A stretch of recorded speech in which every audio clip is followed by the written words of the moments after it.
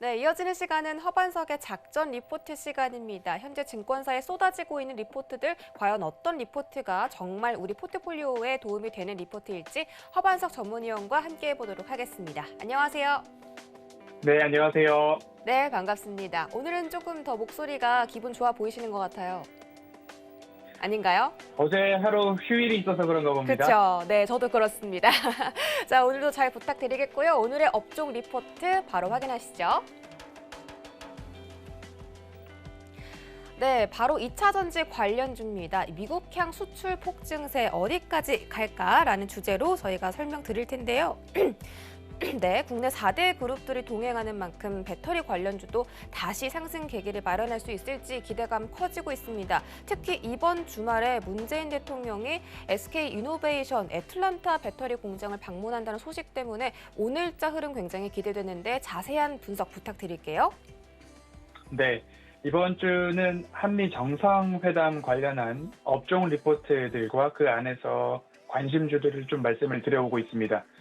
오늘은 2차 전지 업종을 말씀을 드릴 텐데요. 월요일부터 다시 생각해보면 제약바이오, 백신, 그중에서도 CMO 기업을 살펴봤고요.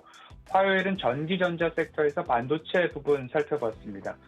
오늘은 2차 전지 섹터를 좀 살펴볼 테고요. 내일은 5G, 통신 관련 업종을 한번 살펴보려고 합니다. 한미 정상회담, 그리고 그 앞서서 반도체 회사들, 그리고 반도체 공급회사, 자동차 완성업체 회사들, 공급회사와 소비회사들이 각각 우리 시간으로는 내일 정도 되면 관련된 소식들이 좀 전해질 예정입니다. 조 바이든 대통령의 반도체 관심, 배터리 공급망 강화에 대한 부분, 바이 아메리칸, 그린 뉴딜 정책에 선제 대응하기 위해서 우리 기업들의 관련된 경제 사절단과 그리고 문재인 대통령도 미국에 도착해서 현지에서 이제 일정을 시작하게 된다라는 부분들이 우리 시장에 굉장한 뉴스로 조금 작용이 될 모습입니다.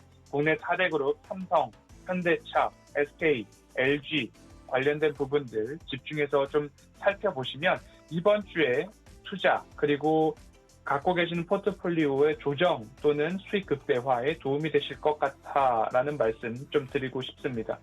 먼저 살펴볼 리포트는 하나금융투자에서 5월 1일 발간된 리포트입니다. 전기차 수출에 대한 부분들인데 제목이 조금 재밌습니다. 미국향 수출, 증가세가 아닌 폭증세라는 단어를 좀 썼습니다. 4월 집계를 한번 보면 전체 전지 관련된 부분에 있어서 수출액 전년 대비 28% 상승했다라는 부분인데요. 전기차 배터리에 주로 사용되는 리튬 이온 배터리, 현재 배터리죠. 수출액으로 따지면 29% 증가했고 수출 중량으로 따지면 56% 증가했다라고 좀 보여집니다. 전기차 배터리의 단가가 조금은 떨어졌지만 아직까지 수출 증가세는 폭증세에 가깝다라고 표현을 하고 있습니다. 그 중에서도 미국향 폭증을 좀 이야기를 해주고 있는데요. 미국향 리튬 이온 전지 배터리 수출 금액은 전년 대비 400% 이상 증가를 했습니다. 수출 비중으로 따지면 11개월 연속 증가하고 2개월 연속 5배 이상 증가하고 있다라는 부분, 미국향 폭증 한번 지켜볼 공산이 높습니다. 그리고 여기에 맞춰서 한미 정상회담, 그 안에서도 배터리, 그리고 배터리 중에서도 미국의 현지 공장을 증설하고 있는 국내 기업들의 이제 앞으로의 퍼포먼스가 정말 기대가 된다라는 부분입니다. GM 및 포드 등 미국의 OEM 배터리 수요 증가가 원인이고요. 이 폭증에 있어서는 바이든 행정부는 여전히 친환경, 신재생, 전기차, 정책 지원이 여전히 높은 기대감으로 작용을 해주고 있습니다. 주요 OEM 업체들 선제적 배터리 수요 증가 여전히 이어지고 있고요. 7개월 연속 미국 배터리 수출은 전년 대비 3배 이상 증가하고 있다라는 부분입니다. 그러면 한미 정상회담과 관련해서 배터리 섹터는 챙겨볼 만하다라는 부분이고요. 미국 OEM 본격적인 배터리 수요 증가 사이클 여전하다라고 보시면 좋겠습니다. 4월까지의 누적 수출량보다 20년 4월까지의 누적 수출량, 올해 4월까지의 누적 수출량이 20년도 1월부터 10월까지의 누적 수출량을 이미 초과했다라는 부분들은 결국 슈퍼사이클이라는 단어는 이곳에서도 여전히 적용이 될 만하다라고 좀 보시면 좋을 것 같습니다. 아직까지 배터리 슈퍼사이클이라는 단어가 언론에서 공개되지 않고 있다라는 부분들을 조금 상상력을 발휘해서 생각해 본다면 이 시장은 아직까지 지수 상승 여력이 충분하다라고 좀 보시면 좋을 것 같습니다. 유럽 소재 부분 급증세를 조금 보아야 한다라는 부분들은 결국엔 유럽에는 우리의 배터리 공장들이 헝가리, 폴란드 등지에 굉장히 많이 지어져 있고 이미 그곳에서 배터리가 열심히 활발히 생산되고 있기 때문에 유럽을 기준으로 봤을 때는 수출량보다는 유럽 현지에서 얼마만큼 생산량이 늘고 있는가를 보시면 좋겠고요. 아직까지 유럽의 현지 공장이 없는 소재 관련된 부분들의 매출액 증가, 수출 증가를 좀 살펴보면 우리가 유의미하게 바라볼 필요가 있다라는 수치로 보시면 좋을 것 같습니다. 양극재 부문에서는 폴란드와 헝가리에서 각각 1,500% 이상, 350% 이상 수출 증가 부문을 보이고 있고요. 동박 부문에 있어서도 폴란드와 헝가리 중심으로 170%, 100% 이상인데 폴란드는 LG에너지솔루션이 거점을 삼고 있고 헝가리는 삼성 SDI가 거점을 삼고 있다라고 보시면 양사에 대한 기대감 여전히 높다라고 보시면 좋겠습니다. 중국에 대한 부분을 말씀을 안 드릴 수가 없겠습니다. 중국향 수출 금액은 17% 줄어들고 있는데 중국 업체들과의 경쟁 그리고 중국 자국에서도 배터리 쪽으로의 지원이 활발하기 때문에 2016년 정도에는 중국으로 향하는 수출 비중이 24%였으나 2021년 기준으로는 9%까지 떨어졌다. 그리고 정책 불확실성이 높은 중국에 대한 의존도 하락은 우리 시장에, 우리 기업들에게는 일부 긍정적이다라고 좀 보면 좋을 것 같고요. 중국의 배터리 기업들을 보면 자국 내 배터리 점유율이 70% 이상이다라고 생각해 보시면 좋겠고요. 이 부분을 한번 기억해 주시고 다음 리포트에서 제가 글로벌 배터리 점유율에 있어서 중국 데이터가 일종의 왜곡이 있다라는 부분, 중국 내에서 배터리 소비율이 높기 때문이다라고 좀 이해를 해 보시면 더 좋을 것 같습니다. 앞으로의 전망입니다. 배터리, 유럽은 현지 생산 비중이 증가하고 있고 수출 증가세는 둔화되고 있는 부분은 현지 공장에서 활발히 생산이 이루어지고 있기 때문에 유럽을 기준으로 봤을 때에는 소재 부분의 수출 급증세를 살펴볼 필요가 있다라는 부분입니다. 미국은 여전히 배터리 수요 급증, 증가를 넘어서 폭증세다라고 보시면 좋겠습니다.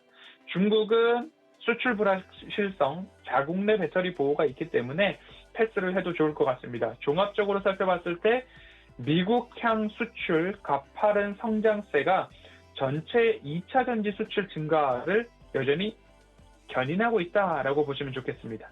두 번째 리포트는 5월 9일 발간된 리포트입니다. 5월 9일 하나금융투자에서 발간된 리포트인데요. 해자에 대한 이야기가 나오고 있는데 해자는 이 성 주변 둘레를 연못처럼 파놓은 곳을 뜻하고 있는데요. 이 연못은 결국 외부로부터의 침입을 막겠다라는 목적을 갖고 있죠. 이제는 수익성을 보아야 하고 그리고 긍정적으로 소재 기업도 보아야 한다라는 부분 기억해 보시면 좋을 것 같습니다. 해자는 유효한가라는 이야기가 나오고 있는데요. 이 부분에 대해서 여전히 우리들 관심을 가질 필요가 있다라는 부분으로 살펴보시면 좋을 것 같습니다. 중국 업체들을 살펴봤을 때 CATL의 글로벌 시장 점유율은 25%에 달하고 있으나 이를 조금 세분화해 보면 미국에서의 점유율은 0%고 유럽에서의 점유율은 10% 정도밖에 되지 않는다라는 부분입니다. 중국 내 시장 점유율이 48%가 갖고 있는 이 착시 효과라는 부분으로 보신다면 반대로 생각했을 때 국내 배터리 3사가 유럽 내에서의 시장 점유율은 70% 정도다라고 이해를 해보시면 좋을 것 같습니다. 완성차 배터리 결국 10년간 한국의 배터리 업체들 합산 투자 규모가 약 22조 원 정도였는데 앞으로 이 자본이 만들어낸 진입 장벽 여전히 높기 때문에 적어도 최소 5년은 문제가 없다라는 부분에 이견의 여지가 없는 상황입니다. 하지만 그 이유를 바라보았을 때에는 이제부터는 수익성에는 조금 집중을 해줘야 된다라는 부분으로 그간 경쟁사 대비 가장 R&D 투자가 많았던 삼성 SDI를 현 리포트에서는 조금 더 최선호주로 좀 뽑고 있는 모습입니다. 리포트에서 집중적으로 살펴보고 있는 부분들 추가적으로 설명을 해보면요. 소재 업체들을 집중해 봐야 된다라는 부분인데요. 전기차를 만들 때 완성차 업체들이 요구하는 부분은 충전 시간이 짧았으면 좋겠다. 한번 충전을 통해서 주행거리가 늘어났으면 좋겠다. 그리고 추운 날씨에도 성능이 좋았으면 좋겠다. 그리고 가장 중요한 불이 나지 않아야 된다라는 부분들. 단가는 떨어지고 성능 부분에 있어서 모든 게 좋아져야 된다라는 부분인데요. 이 기술 격차를 하이엔드 제품들을 통해서 차별화 전략을 국내 배터리 회사들은 이어가고 있는 반면 아직까지 중국 기업들은 물량, 캐파 증설에 조금 더 열을 올리고 있는 모습입니다. 그렇기 때문에 앞으로 우리는 고수익성 쪽으로 조금 살펴보아야 한다라는 부분이고요. 쉽게 넘보지 못할 차별화된 기술이 있는 기업들에 우리는 투자 포인트를 조금 맞춰보아야 한다라고 기억을 해보시면 좋을 것 같습니다. 앞서 말씀드렸듯이 향후 5년 정도는 우리는 문제가 없을 것이다. 균일한 제품 퀄리티, 대량 양산 능력, 상당한 시간과 자본력이 필요한 구간이기 때문에 우리 배터리 기업들은 앞으로 이 부분들을 뛰어넘어서 기술과 성능 개성 그리고 전고체 배터리까지 조금 선두하지 않을까라는 부분으로 이해를 해보시면 좋을 것 같습니다. 그렇기 때문에 앞으로는 퀄리티보다 그리고 양보다는 수익성이 중요하다. 양보다 생산 캐파보다는 수익성에 집중해 볼 때다라는 부분 참고를 해보시면 좋겠습니다. 대규모 캐파 확장은 물론 고수익성 양산이 가능한 그리고 R&D 투자를 철저히 해온 국내 배터리 3사에 대한 부분들 아직까지는 좋다라고 말씀을 드리고 싶고요.